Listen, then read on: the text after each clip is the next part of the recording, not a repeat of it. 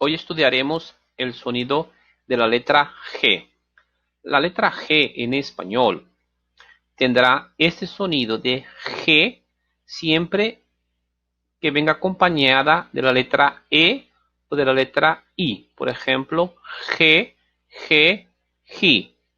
Si es la letra A, la letra O la letra U, será igual que en portugués. Ga, go, gu. Pero a diferencia del portugués, si le sigue la letra E o le sigue la letra I, será este sonido. Por ejemplo, Argentina, Argentina. Indígenas, general y gigante. Ya vieron aquí, tiene la letra A, ga, ga, como en portugués, pero en este caso sería gigante.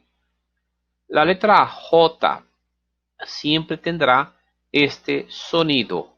Ja, je, ji, jo, ju. Por ejemplo, Juan, viaje, justicia, joven y garaje. Pueden repetir conmigo. Argentina, indígenas, general, gigante.